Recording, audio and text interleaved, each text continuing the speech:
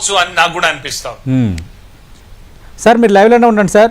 తులసిరెడ్డి గారు, వేరే సౌత్కి వస్తే 3 రాష్ట్రాలు తీసుకుంటే తమిళనాడు, కేరళ, పుదుచ్చేరిలో తిరిగి ఎన్డీఏ అధికారం నిలబెట్టుకుంటుంది. మీరు ఇందాక అన్నట్టుగా తమిళనాడులో తిరిగి స్టాలిన్ అధికారం నిలబెట్టుకుంటున్నా. బట్ కేరళలో మాత్రం అధికార మార్పిడి ప్రజలు కోరుకున్నారనేది దాదాపు మెజార్టీ ఎగ్జిట్ పోల్ సంస్థలు అంచనా వేస్తున్నాయి. అంటే ఇక్కడ తమిళనాడు విషయానికి వస్తే మీరే గమనించారు, ఎందుకంటే అక్కడ విజయ్ ఫ్యాక్టరీ ఉంది, బలంగా కొంత ఇంపాక్ట్ చూపిస్తారన్న చర్చ జరిగింది. అన్నా డిఎంకే కొంత అప్పటికి ఇప్పటికి పోల్చుకుంటే కొత్త సదురుకుందన్న చర్చ జరిగింది. కానీ తిరిగి అక్కడ స్టాలిన్ నిలబెట్టుకోవటానికి దారి తీసిన పరిస్థితిలో మీరే అనుకుంటున్నారు? ఓకే, తమిళనాడుకి సంబంధించి మీరు చెప్పినట్టు టోటల్ సీట్స్ 234, మ్యాజిక్ ఫిగర్ 118.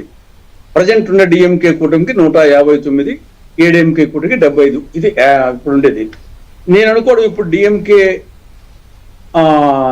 గెలిచడానికి అవకాశాలు కారణాలు ఒకటి, డిఎంకే సంస్థాగతంగా చాలా బలంగా ఉంది నా అభిప్రాయం. ఏడీఎంకే జైలతో ఉన్నప్పుడు డిఎంకే ఏడీఎంకే 2 పవర్ఫుల్ గా ఉండేటే. ఇక కరుణానిధి పీరియడ్ నుండి డిఎంకే సంస్థాగతంగా బలంగా ఉంది. జయలలిత పీరియడ్ లో కూడా ఏడీఎంకే సంస్థాగతంగా ఉంది. కానీ జయలలిత తర్వాత సంస్థాగతంగా ఏడీఎంకే బలహీనపడింది. డిఎంకే ఆ సంస్థాగతంగా అట్టే కంటిన్యూ చేస్తుంది అనేది ఒకటి. రెండవది, స్టాలిన్ ఇమేజ్ అది ఓవరాల్ గా వచ్చేసి అటు అభివృద్ధి కార్యక్రమాలు, సంక్షేమ కార్యక్రమాల్లో కొంత అవినీతి, కొంచెం మైనస్ ఫ్యాక్ట్స్ ఉన్నాయి. కానీ ఓవరాల్ గా స్టాలిన్ ఇమేజ్ పెరగడం అనేది, ఎస్పెషల్లీ డీలిమిటేషన్ ఈ యొక్క దక్షిణాది రాష్ట్రాలకు ఇక్కడ మహిళా బీజేపీ ఏమో మహిళా ఓటర్స్ కోసము వీళ్ళు ప్రయత్నం చేశారు. కానీ డీలిమిటేషన్ దక్షిణాదికి నష్టం జరుగుతుంది, డీలిమిటేషన్ అనేది దాన్ని ఛాంపియన్ అయిపోయినాడు స్టాలిన్ వచ్చేసి. అనూహ్యంగా ఆ ఎన్నికల సందర్భంగా స్టాలిన్ ఇమేజ్ అమాంతంగా పెరిగిందని నా అభిప్రాయం.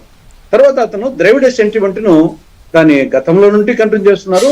దాన్ని ఈ ఎన్నికల్లో మరింత పవర్ఫుల్ గా ద్రవిడ సెంటిమెంట్ ను బాగా రైట్ చేస్తారనిపిస్తుంది. తర్వాత ప్రభుత్వ వ్యతిరేక ఓటును కొంతవరకు టీబీకే విజయం వచ్చేసి డిఎంకేకే ఉపయోగపడింది అనిపిస్తుంది. ఎందుకంటే జాసులుగా కొత్త పార్టీ పెట్టినప్పుడు ప్రభుత్వ వ్యతిరేక ఓటు కొంత ఆ పార్టీకి పోయే అవకాశం ఉంటుంది. కాబట్టి ప్రభుత్వ వ్యతిరేక ఓటును అటు ఏడీఎంకే విజయం చీల్చుకున్నప్పుడు అది ఇండైరెక్ట్ గా వచ్చేసి డిఎంకేకు అనుకూలమైందని అనిపిస్తుంది. తర్వాత సంక్షేమ పథకాలలో ప్రధానంగా ఇళ్ల తరసి అని, అంటే గృహిణి పథకం. ఈ గృహిణి పథకం కింద 8,000 రూపాయలు కూపన్ కాంగ్రెస్ డిఎంకే కూటమి అధికారానికి వస్తే ప్రతి కుటుంబానికి 8,000 రూపాయలు హౌస్ హోల్డ్ ఈ యొక్క వంటగదికి సంబంధించినటువంటి కొనుక్కునే దానికి 8,000 రూపాయలతో కూపన్ ఇస్తామని చెప్పింది.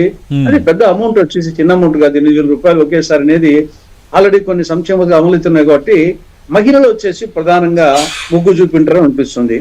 ఇక మహిళలకు ఉచిత బస్సు ప్రయాణము, ఇటువంటి సంక్షేమ పథకాలు, అటు అభివృద్ధి పథకాలు, ఈ యొక్క ద్రవిడ సెంటిమెంట్ ని రైట్ చేయడము, దాన్ని ఎస్పెషల్లీ ఎన్నికల సమయంలో దాన్ని పతాక స్థాయి తీసుకోవడంతో కొంత అవినీతి, ధరల పెరుగుదల ఇవన్నీ ఉన్నప్పటికీ డిఎంకేకు అడ్వాంటేజ్ అనిపించింది నాకు తమిళనాడుకు సంబంధించి. కేరళకు సంబంధించి యూడిఎఫ్ కు ఎక్కువ అవకాశం ఉన్నట్టు ఎక్కువ సర్వేస్ చూపుతున్నాయి. దానికి ప్రధాన కారణం వచ్చేసి అనుకోవడము మార్పు. జనరల్ గా ఏగిలి మార్చ రైతులు వచ్చేసి ఏగిలి మార్చ అనుకున్నట్టు ఇక్కడ 10 years అయింది కాబట్టి జనరల్ గా 5 years కి మార్చే అలవాటు ఉండే కేరళలో 10 years తర్వాత ఒక మార్పు అనేది ప్రధానంగా పనిచేసిందేమో. ఎల్డిఎఫ్ సేమ్ ముఖ్యమంత్రి, ఎల్డిఎఫ్ సేమ్ కాబట్టి మార్పు అనేది. తర్వాత నేచురల్ గా ప్రభుత్వ వ్యతిరేకత పతాక స్థితిలో లేకుండా కానీ అంతో ఇంతో ప్రభుత్వ వ్యతిరేకత. తర్వాత అక్కడ అటు ఎల్డిఎఫ్ కు యూడిఎఫ్ కూడా బలమైన క్యాడరు బూత్ స్థాయి వరకు ఉంది కాబట్టి క్యాడర్ కూడా బలమైన క్యాడర్ యూడిఎఫ్ కూడా ఉంది.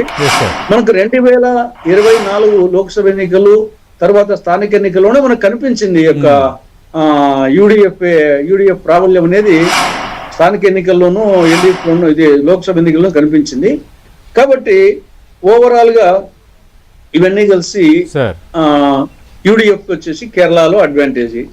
తర్వాత మీరు చెప్పినట్టు పుదుచ్చేరిలో మెయిన్ గా రంగస్వామి ఫ్యాక్టరీ బాగా పనిచేసినట్టుంది. ఆడ డిఎంకే, ఏడిఎంకే, బీజేపీ, కాంగ్రెస్ దానికంటే రంగస్వామి ఇండివిజువల్ ఇమేజ్, ఆయన జనాదరణ, సింప్లిసిటీ, తర్వాత కొంతవరకు అభివృద్ధి, కొంతవరకు సంక్షేమము, కొంతవరకు విజయ్ ఓట్లు చీలింది అధికార పార్టీకి ఉపయోగపడుతుంది. విజయ్ వచ్చేస్తే యాంటీ ఎస్టాబ్లిష్మెంట్ ఓట్లు చీల్చుకుంటే అది ఆటోమేటిక్ గా అధికారం ఉన్న పార్టీకి అడ్వాంటేజ్. Yes sir. కాబట్టి ఇది నేను వచ్చేసి 3 రాష్ట్రాలకు సంబంధించి నేను అనుకోవడం. సార్ తులసిరెడ్డి గారు మీరు వెస్ట్ బెంగాల్ మాట్లాడదాం సార్, వెస్ట్ బెంగాల్ కోసం కూడా మాట్లాడదాం సార్. మీరు దిలీప్ రెడ్డి గారు లైవ్లోనే ఉండండి. ప్రస్తుతం డిబేట్లో జాయిన్ అవుతున్నారు బీజేపీ అధికార ప్రతినిధి విఠల్ గారు. విఠల్ గారితో మాట్లాడే ముందు బెంగాల్ భారతీయ జనతా